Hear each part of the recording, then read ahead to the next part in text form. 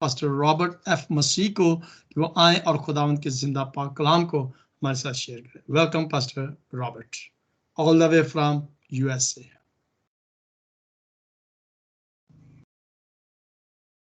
Thank you pastor Latif, खुदावंद आपको बरकत दे। खुदावंद यीशु मसीह के पाक पवित्र और जलाली नाम में आप सबकी सलामती हो।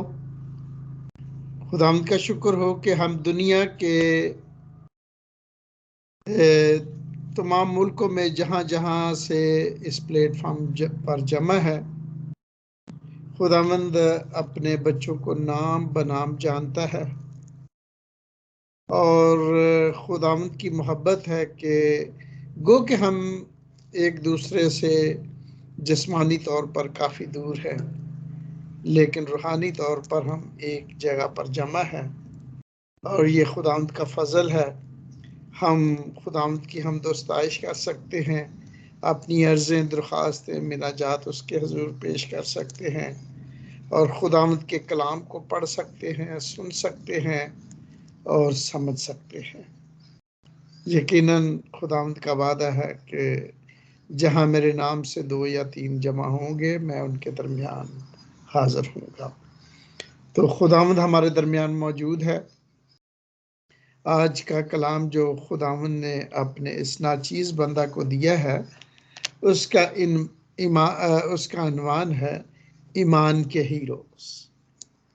तो जो हवाला जात चुने गए हैं, जो जिनकी तलावत अभी की जाएगी आपके सामने, वो है इब्रानियों 10 बाब 6 आयत और इब्रानियों 10 बाब 1 से 3 आयत। सिस्टर ज़ेबा से मैं दरख्वास्त करूंगा कि वो इन हवाला जात को हमारे लिए पढ़े। जी thank you pastor ji. Pastor ji पहली 6 आयत और दूसरी पहला हवाला जो इब्रानियों 10 बाब उसकी 6 आयत, उसके बाद इब्रानियों 10 बाब पहली, दूसरी और तीसरी। ओके, पहला वाला हम पढ़ेंगे इब्रानियों 10 बाब उसकी 6 आयत, उसकी 6 आयत से हम पढ़ेंगे। पूरी सोखनी कुर्बानियों और गुनाह की कुर्बानियों से। सॉरी सिस्टर जी, इब्रानियों 10 बाब उसकी 6 आयत, सॉरी, हाँ मेरा ख्याल है कि ये हवाला गलत हो गया। इब्रानियों 11 बाब उसकी 6 आयत, सॉरी। ओके पास्टर जी।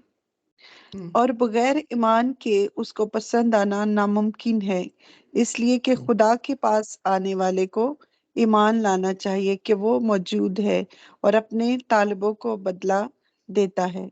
आमीन। शुक्रिया। अब 11 बाब पहली, दूसरी और तीसरी आयत पढ़िए। जी आए हम कलाम मुकद्दस में से पढ़ेंगे। अब ईमान उम्मीद की हुई चीजों का एतमाद और उन अनदेखी चीजों का सबूत है, अनदेखी चीजों का सबूत है, क्योंकि उसी की बाबत बुजुर्गों के हक में अच्छी गवाही दी गई। ईमान ही से हम मालूम करते हैं कि आलम खुदा के कहने से बने हैं, ये नहीं कि जो कुछ नजर आता है ज़ाहरी चीजों से बना हो। ईमान ही से हाबिल ने काइन से अफजल शुक्रिया जी, कुर्बानी। खुदावंद आपको बरकत दे। यहीं तक था, तीसरी आयत तक हमने पढ़ना था। खुदावंद के जिंदा पाक मुकद्दस कलाम के पढ़े और सुने जाने पर खुदावंद की बरकत हो। अजीजो, ईमान अगर हम जिस्मानी तौर पर देखें तो ये कोई ऐसी चीज नहीं है जो बज़ाहिर हमें नजर आती हो या कोई मटेरियल चीज हो जिसके हम बारे में हम कह सके अच्छी है या बुरी है, लेकिन ये एक एहसास है, एक एहसास का नाम है जो इंसान के अंदर उसकी रूह में मौजूद होता है। खुदावंद यीशु मसीह ने कहा कि अगर तुम्हारे अंदर राई के दाने के बराबर भी ईमान है तो इस पहाड़ से कहोगे कि यहाँ से उठकर समुद्र में जा गिर, तो तुम्हारे लिए ऐसा ही हो जाएगा। खुदा के नबी ईमान के साथ नबूवत करते थे और जो कुछ वो कहते थे वो हो जाता था। और खुदावंद के कलाम में जो पहले आयत हमने पढ़ी, इब्रानियों 11 बाब उसकी 6ठी आयत, उसमें ये कहा गया है कि ईमान उम्मीद की हुई चीजों का क्या है, सॉरी, और बगैर ईमान के उसको पसंद आना नामुमकिन है। इसलिए कि खुदा के पास आने वाले को ईमान लाना चाहिए कि वो मौजूद है और अपने तालबों को बदला देता है। अगर हम कलाम मुकद्दस को ना जानते और हम एक आम दुनियादार लोग होते तो शायद ईमान की डेफिनेशन को हम कभी भी समझ ना पाते, क्योंकि ईमान का ताल्लुक दिल और जहन और रूह से है, और खुदा रूह है। और इसलिए खुदा जो है वो इस बात को जानता है कि ईमान की अहमियत क्या है, और इसीलिए लिखा गया है कि बगैर ईमान के उसको पसंद आना नामुमकिन है। किसी शख्स को पसंद करना कि आया ये खुदा की मर्जी के मुताबिक है या नहीं है, उसके ईमान से उसको जांचा जाता है। इंसान तो जाहिरी सूरत को देखता है, लेकिन खुदा क्या करता है, दिल पर नजर करता है, और ईमान जो है वो उसकी रहाइश हमारे दिल के अंदर है। इसलिए खुदा डायरेक्ट हमारे दिल पर क्या करता है, नजर करता है, और बगैर ईमान के उसको पसंद आना नामुमकिन है। यानी ऐसा हो ही नहीं सकता कि हम खुदा को पसंद आए और हमारे अंदर ईमान ना हो, और या हम बगैर ईमान के हों। इसलिए खुदा का कलाम लिखता है कि खुदा के पास आने वाले को, जो भी शख्स खुदा के पास आना चाहता है, सबसे पहली चीज उसके अंदर जो होनी चाहिए मौजूद वो है ईमान। खुदा के पास आने वाले को ईमान लाना चाहिए कि वो मौजूद है, खुदा मौजूद है। एथियस्ट जो खुदा को नहीं मानते, वो ईमान की रूह से नावाकिफ है, वो ईमान की रूह से खाली है। इसलिए वो हर एक चीज को मटीरियलिस्टी देखते हैं, कि जैसे बुत प्रस्त लोग थे। खुदा को कलाम मुकद्दस में लिखा है कि खुदा को किसी ने नहीं देखा, लेकिन खुदा को के लिए या गॉड के लिए मुजस्मे बनाकर उनके आगे सजदा करना और उनके आगे मिन्नत समाजत करना, ये उनका था, एक रवैया था बुत प्रस्त कौमों का, कि खुद इसको मुजस्मे को ये मान लिया जाए कि ये क्या है, ये खुदा है, और फिर उसको सजदा करना और उसके आगे अपनी मिनाजात करना जो है। खुदा जो है वो किसी सूरत में हम पर जाहिर नहीं होता, क्योंकि ईमान का ताल्लुक हमारे दिल से है, और खुदा को हम अपने दिल से जान सकते हैं। खुदा के पास आने वाले को ईमान लाना चाहिए कि वो क्या है, मौजूद है। बेशक उसको देखा नहीं है, लेकिन हम ईमान की रूह से इस बात को मान सकते हैं कि वो मौजूद है, और अपने तालबों को जो उसकी ख्वाहिश करते हैं, जो खुदा से मुलाकात करना चाहते हैं, जो खुदा से मिलना चाहते हैं, वो उनको उनकी नीयत के मुताबिक बदला देता है। जो खुदा के दीदार के तालिब हैं, खुदा उनको अपना दीदार भी कराता है। जो खुदा के कलाम को सुनने के तालिब हैं, खुदा अपने कलाम के वसीला से क्या करता है, अपने आप को उन पर जाहिर करता है। यीशु मसीह ने कहा कि जहां मेरे नाम से 2 या 3 जमा होंगे, मैं उनके दरमियान हूँगा। हम चर्च में बैठे हों या अपने घर में अपने खानदान के साथ इबादत करें या ऑनलाइन हम हो, हम अपनी रूह में, अपने दिल में खुदा की मौजूदगी को महसूस कर सकते हैं। तो ये बात सिर्फ ईमान लाने के बायस ही है। तो जैसा सिस्टर ने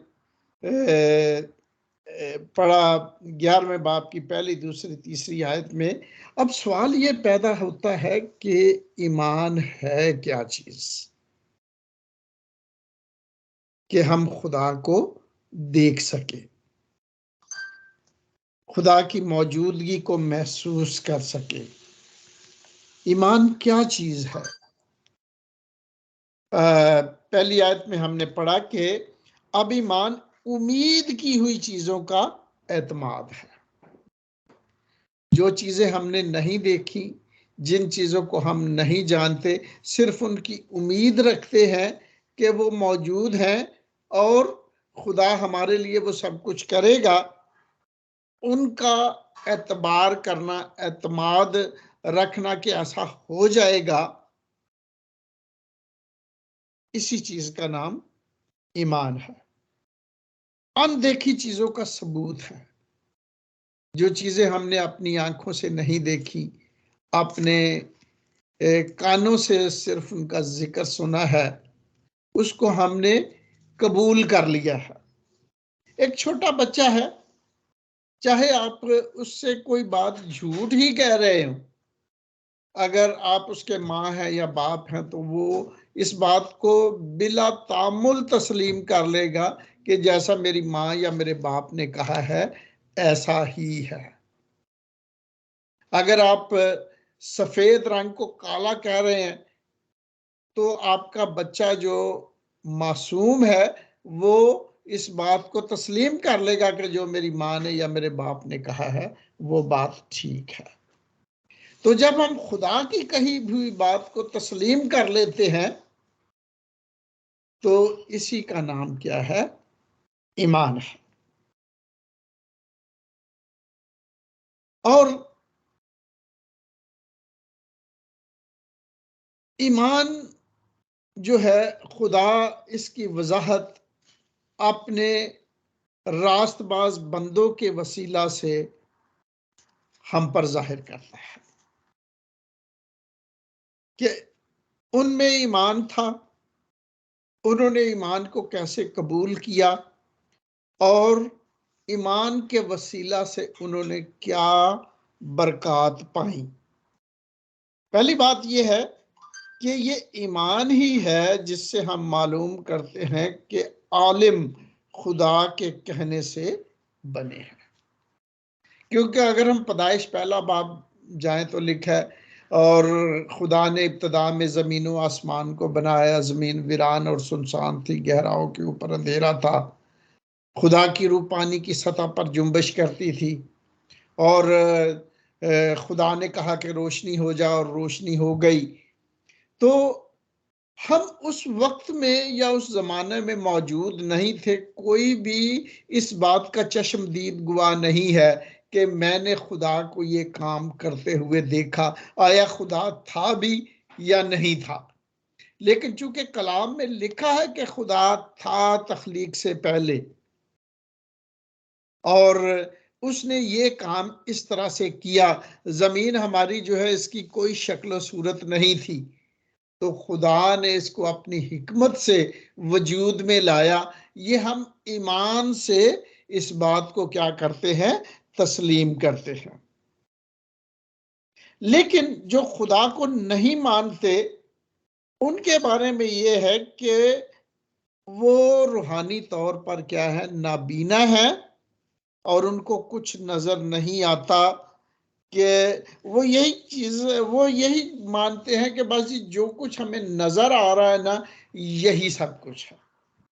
लेकिन रूहानी चीजों को की वो परख नहीं कर सकते। रूहानी चीजों की परख जो है वो ईमान के वसीला से होती है। ईमान के बारे में बाइबल के बुजुर्ग हस्तियों के बारे में अच्छी गवाही दी गई है, ताकि वो ईमान के रास्ते में हमारे लिए मशले राह हो।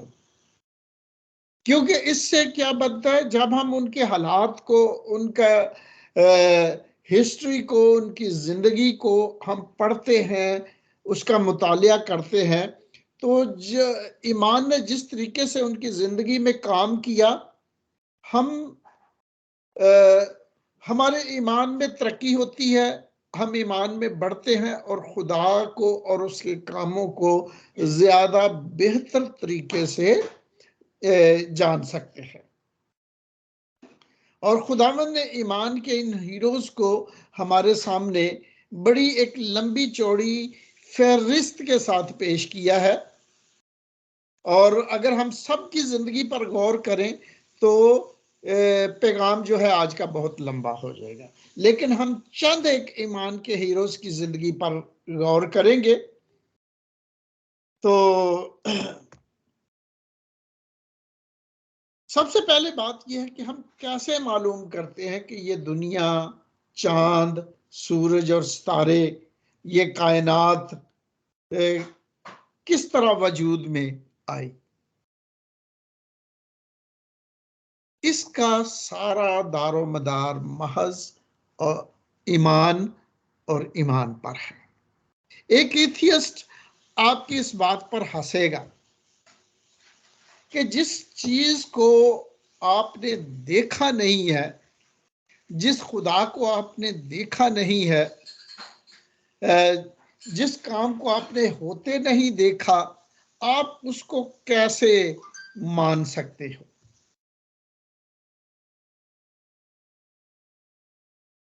लेकिन वो, अगर हम उनको कहें कि जी हम ईमान से इस बात को मानते हैं, तो वो हम पर हंसेंगे और कहेंगे कि पता नहीं आप कैसी बातें करते हो, ईमान है क्या चीज। अजीजों, ईमान हम तक किन जराए से पहुंचा है। बाइबल मुकद्दस के मुताबिक वो मुकद्दस हस्तियां जो खुदा से मोहब्बत रखती थी, उनकी जिंदगी के नेक नमूने हमारे लिए ईमान के रास्ते को हमवार बनाते हैं। सबसे पहले हम अपने जद्दे अमजद बाबा आदम की पहली औलाद जो थी कायन और हाबल, वहां से हमें खुदा हमें ईमान का सबक जो है वो देता है। हाबल जो आदम और हवा का दूसरा बेटा था काहिन के बाद, हम देखते हैं कि इन दोनों की जिंदगी में काफी फर्क था। हाबिल ईमान वाला था और कायन जो बड़ा बेटा है वो मटीरियलिस्ट था। हाबिल ने अपनी निजात को ईमान के साथ कबूल किया, क्योंकि जो पैटर्न खुदा ने इबादत का दिया था आदम को, और आदम के वसीला से बच्चों तक पहुंचा, ईमान के साथ हाबिल ने उस पैटर्न को कबूल किया कि बर्रा ज़बा किया जाए और उसको पत्थर के बनाए हुए मज़बे पर उसको चढ़ाया जाए, और इस तरीके से इस बात को कबूल किया जाए कि दुनिया में मेरे लिए निजात दहिंदा आएगा जो मेरे लिए कुर्बान होगा और वो मेरी निजात का बानी बनेगा, ताकि मैं गुनाह की दलदल में से निकलकर हमेशा की जिंदगी में वापस जा सकूं। लेकिन कायन जो था वो अपने शुक्रगुजारी के हदिये को लाया, जो उसकी खेत की पैदावार थी, शायद उसमें गंदम थी, चावल थे, सब्जियां थी, फल थे, तो वो उसको लाया। अपने अमलों से वो निजात को हासिल करना चाहता था कि जो कुछ मैंने अपनी मेहनत से बोया है वो उसको खुदा के हजूर भेंट चढ़ाऊं। लेकिन क्या हुआ कि एक का हदिया कबूल हुआ जिसने ईमान के साथ अपना हदिया पेश किया था, खुदा की मर्जी के मुआफिक, खुदा की मर्जी के मुताबिक और खुदा के हुक्म के मुताबिक। उसका हदिया क्या हुआ? मंजूर हुआ। लेकिन जिसने उस ईमान को तर्क किया और अपने कामों और अपनी मेहनत के बलबूते पर अपनी निजात को खुदा के हुजूर पेश किया, उसका हदिया कबूल ना हुआ। और बाइबल मुकद्दस में लिखा है कि ईमान ही से हाबिल ने कायन से अफजल कुर्बानी खुदा के लिए गुजरानी, क्योंकि उसमें क्या था? ईमान शामिल था और वो खुदा का मैसेज शामिल था, दुनिया को निजात दहिंदा देने का, खुदा के बर्रे का जो जहान का गुनाह उठा लिए जाता है, उसमें वो पैगाम शामिल था जिसको कायन ने ईमान के साथ कबूल किया।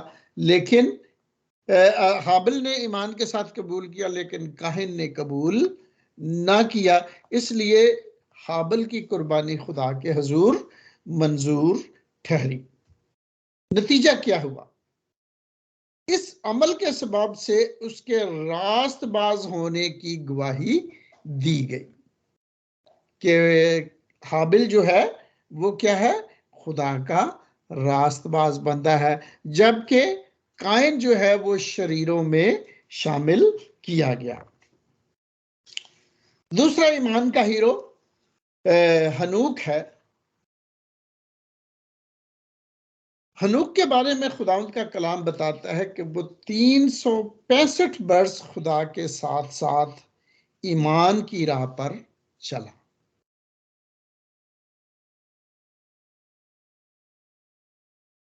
हनूक 365 बरस। क्या हम ईमान के राह पर 365 दिन चलते हैं? साल में 365 दिन होते हैं? शायद नहीं, क्योंकि हम हर एक दिन में से भी बहुत थोड़ा वक्त खुदा को देते हैं। खुदा के साथ चलना आसान बात नहीं है कि हम खुदा को पसंद आए और हम उठा लिए जाएं। इसके लिए ईमान की जंग लड़नी पड़ती है। ईमान के साथ हनूक जो है 365 वर्ष खुदा के साथ साथ चलता रहा और कलाम मुकद्दस लिखा है कि वो खुदा को पसंद आया और वो उठा लिया गया, बगैर मौत का मजा चखे आसमान पर उठा लिया गया। ये नतीजा था उसके ईमान का। तीसरा हीरो बाइबल का नूह ने क्या किया अपने ईमान में? कलाम मुकद्दस बताता है कि ईमान ही के सबब हदायत पाकर अपने घराने के बचाव के लिए उसने क्या बनाई? कश्ती बनाई।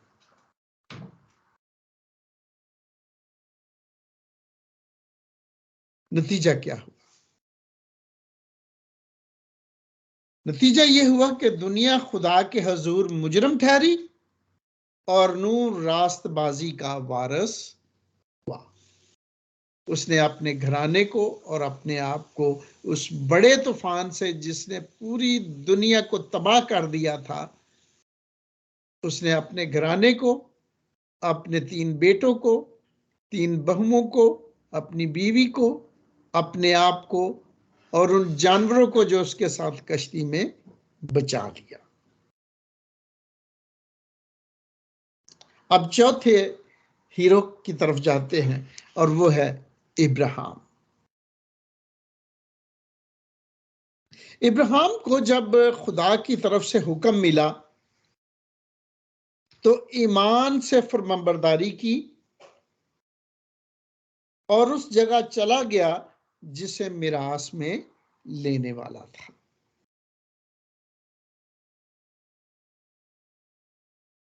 और इस दुनिया में उसने अब मुसाफिराना जिंदगी बसर की। दुनिया को उसने कुछ ना जाना।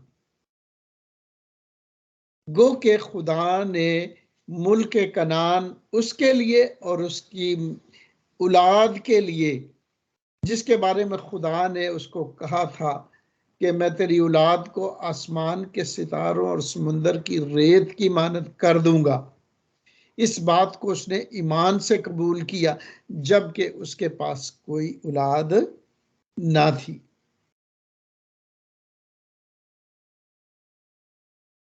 उसने दुनिया में भी मिरास पाई और आसमान की बादशाही का वारिस हुआ।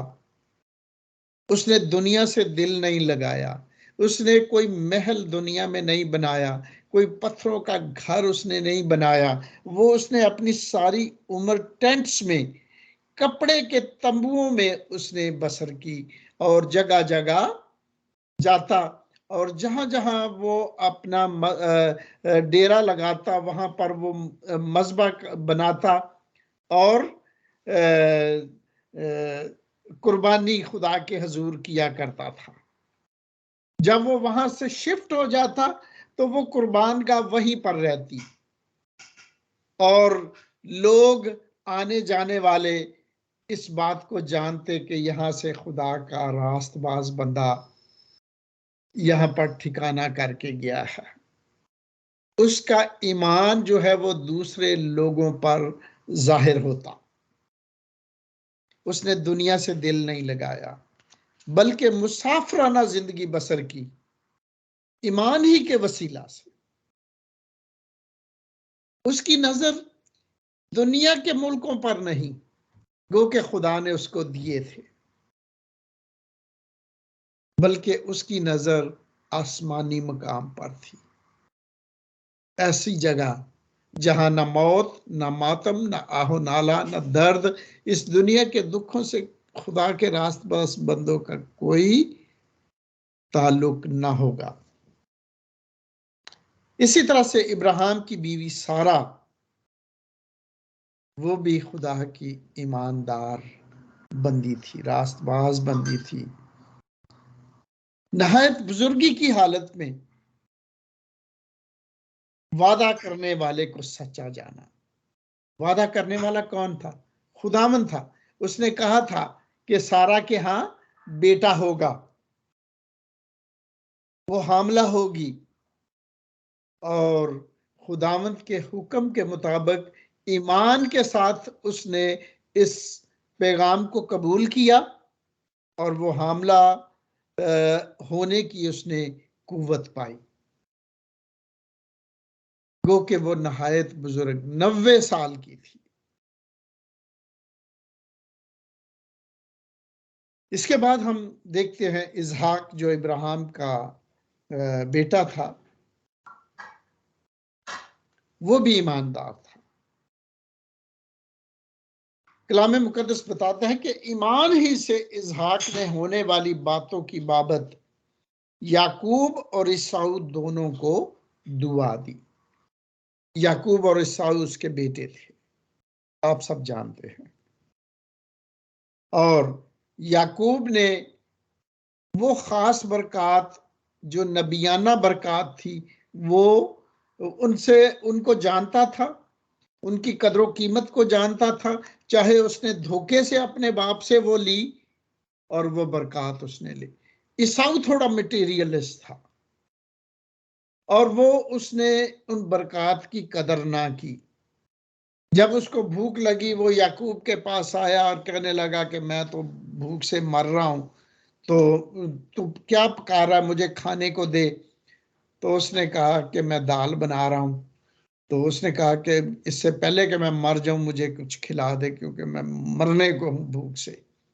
तो इस मौके को उसने बड़ा गनीमत जाना याकूब ने, और उसने उसके अपने भाई के साथ सौदा कर दिया कहने लगा अच्छा चलो वैसे तो हम जड़वे हैं, लेकिन फिर भी मैं छोटा हूं और तू थोड़ा बड़ा है, तो ऐसा कर अपना बड़ा होने का हक मुझे दे दे, तो मैं तुझे ये खाने के लिए देता हूं।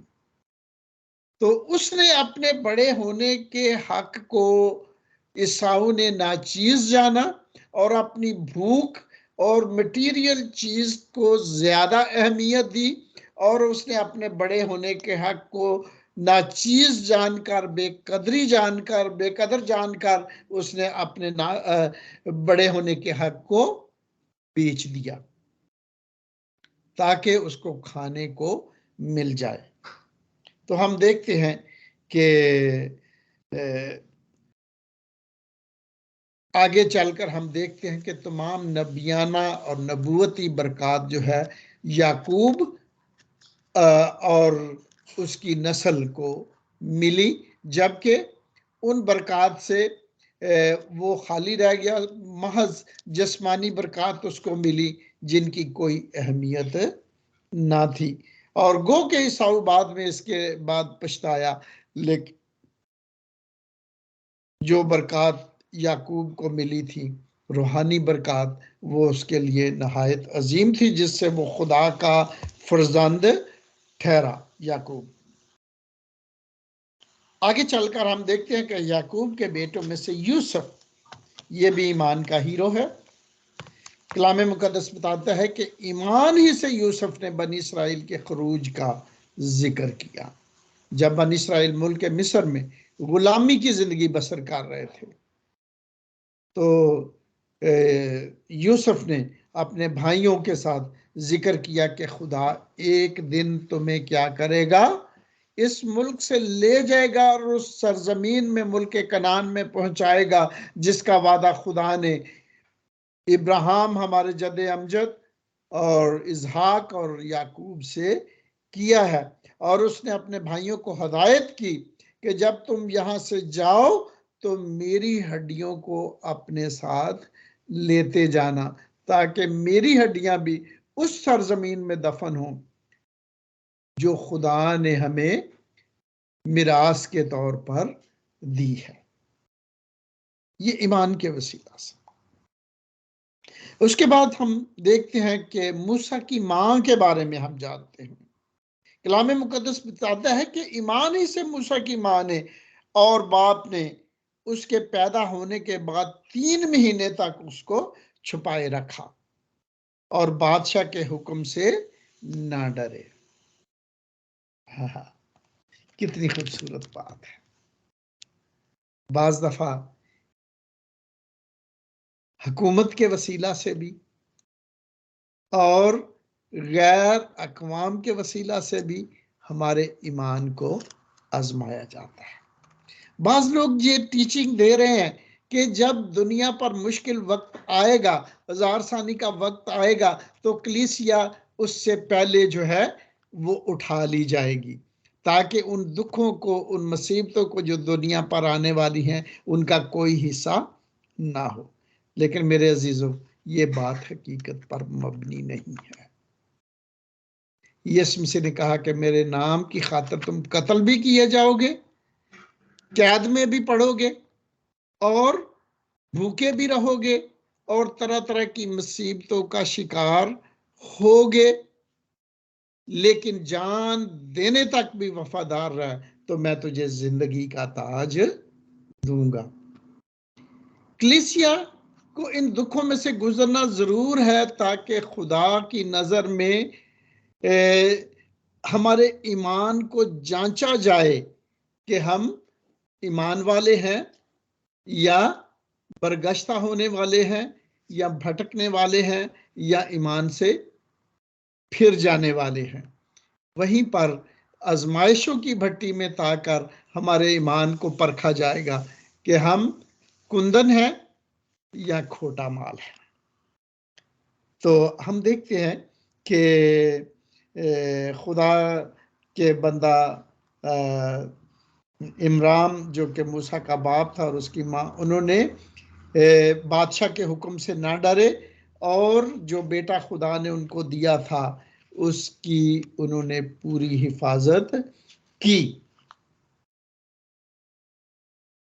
फिर हम देखते हैं मूसा के बारे में कि खुदावंद का कलाम बताता है कि मूसा ने ईमान ही से फिरौन की बेटी का बेटा कहलाने से इनकार किया और खुदा के लोगों के साथ दुख और परेशानी को बर्दाश्त करना ज्यादा बेहतर जाना। और हम देखते हैं कि उसके बाद जब वो उसने बनी इस्राइल की रहनुमाई की तो उसके अपने ही लोगों के वसीला से उसको नहायत दिक किया गया, यहाँ के उसके सब्र का प्याला टूट गया और जो काम उसको नहीं करना चाहिए था वो उसने किया, जिसके बायस वो उस मुल्क में खुदा ने उसको जाने से मना कर दिया जिसके लिए वो लोगों की रहनुमाई कर रहा था। लेकिन उसकी आंखें सिर्फ उस मुल्क कनान पर ही नहीं बल्कि उससे बरतर जगह पर थी और वो था आसमानी मकाम। मेरे अजीजों, कलाम मुकद्दस में अगर हम देखें तो 24वें बाब में 24वीं आयत 11वें बाब की 24वीं से 26वीं आयत तक हम पढ़ेंगे। लिखा है, ईमान ही से मूसा ने बड़े होकर फिरौन की बेटी का बेटा कहलाने से इनकार किया, इसलिए कि उसने गुनाह का चंद रोजा लुत्फ उठाने की निस्बत खुदा की उम्मत के साथ बदसलूकी बर्दाश्त करना ज्यादा पसंद किया और मसीह के लिए लान तान उठाने को मिस्र के खजानों से बड़ी दौलत जाना, क्योंकि उसकी निगाह अजर पाने पर थी। अगर मूसा चाहता तो फिरौन की तरह मिस्र का बादशाह बन सकता था, फिरौन की सीट उसको हासिल हो सकती थी, लेकिन उसने उन चीजों को नाचीज जाना और खुदा ने उसको बरकत दी। और हम देखते हैं कलाम मुकद्दस में से कि खुदा का बंदा मूसा आज भी आसमान पर जिंदा है, क्योंकि इंजील मुकद्दस में हमें मिलता है कि जब यीशु मसीह का चेहरा पहाड़ पर तब्दील हो गया, नूरानी हो गया, तो मूसा और एलिया उसके साथ क्या करते थे, बातें कर रहे थे। मेरे अजीजों, लिस्ट तो बहुत लंबी है, लेकिन मैं वो सारी लिस्ट आपके सामने पेश नहीं कर सकता। आज के कलाम को मैं वक्त की नज़ाकत से इन आयात के साथ बंद करता हूं। कलाम मुकद्दस में लिखा है, ये सब ईमान की हालत में मरे और वादा की हुई चीजें ना पाई, मगर दूर ही से उन्हें देखकर खुश हुए और इकरार किया कि हम जमीन पर परदेसी और मुसाफिर हैं। जो ऐसी बातें कहते हैं वो ये जाहिर करते हैं कि हम अपने वतन की तलाश में हैं। इस दुनिया में चाहे हमारे पास घर ना हो, हमारे पास दौलत ना हो, हमारे पास रुपया पैसा ना हो, हमारे ईमान के वसीला से वो सब चीजें हमसे जाती रहें, लेकिन अगर हमारी नजर आसमान पर है तो आप खुदा के मुबारक लोग हैं। हमारे पास अगर इस दुनिया में कुछ नहीं रहता तो हमें रोने की जरूरत नहीं है, क्योंकि खुदा ने हमारे लिए अजर बहुत बड़ा रखा हुआ है। इस दुनिया में ईमान की खातर सताया जाना ये लाजमल मलजूम है। हम इससे जान छुड़ा नहीं सकते, चाहे हम दुनिया के किसी भी कोने में हैं, लेकिन हमारी नजर कहाँ होनी चाहिए?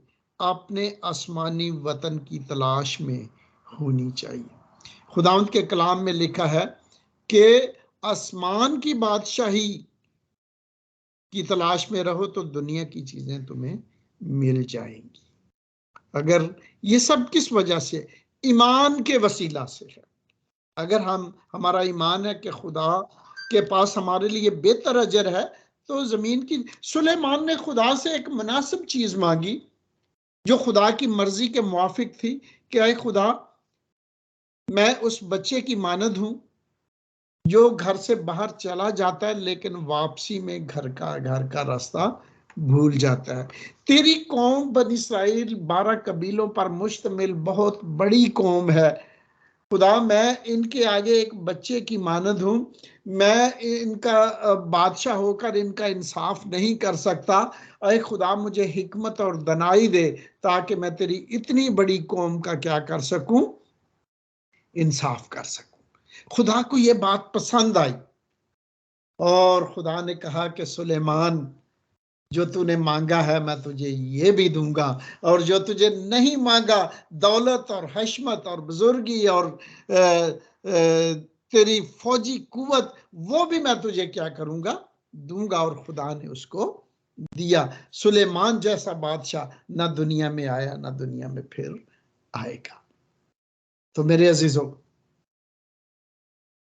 ये सब ईमान की वजह से। हम इस दुनिया में मुसाफिर और परदेसी हैं। खुदा ने ईमान का एक हथियार हमारी जिंदगी में, हमारे रूह में एक ऐसा दिया है जिसके वसीला से हम अबलीस की सारी कुव्वतों पर गालिब आ सकते हैं। ईमान वो हथियार है जिससे हम इस दुनिया में रहते हुए फतहमंद जिंदगी बसर कर सकते हैं। ईमान वो हथियार है जिसको इस्तेमाल करने से हम अनदेखी चीजों को जान सकते हैं, जो ना हमारी कानों ने सुनी, ना हमारी आंखों ने देखी, ना हमारे दिल और दिमाग में आई, लेकिन वो मौजूद है और खुदा अपने तालबों को वो सब देने की कुव्वत और कुदरत रखता है। आइए मेरे अजीजों, ईमान के साथ खुदा के कलाम को कबूल करें, उस पर एतमाद करें, उस पर भरोसा रखें, और खुदा आपसे कोई चीज भी बाज नहीं रख सकता, क्योंकि खुदा के नज़दीक आप नहायत कीमती हैं। खुदा ने आपकी बहुत बड़ी कीमत दी है। अपने बेटे यीशु मसीह का कीमती खून सलीब पर, जो हमारी जिल्लत थी, उसको उसने सलीब पर बर्दाश्त किया। जो हमारी मौत थी उसको बर्दाश्त किया, और जो उसकी जिंदगी थी उसने वो जिंदगी हमें देने के लिए ये सब कुछ बर्दाश्त किया। और जिसने अपनी जान को भी दरेग नहीं किया, क्या वो हमेशा की जिंदगी को हमसे बाज रखेगा? आइए उसकी नेमतों को, उसकी बरकतों को, उसके वादों को ईमान के साथ अपनी जिंदगी में कबूल करें, ताकि हम आसमान की बादशाही के लिए खुदा के हजूर मकबूल ठहरें, ईमान के साथ उसको पसंद आए। खुदावंद आज के कलाम के वसीला से आप सबको और मुझे भी बरकत दे। आमीन। आमीन। बहुत बहुत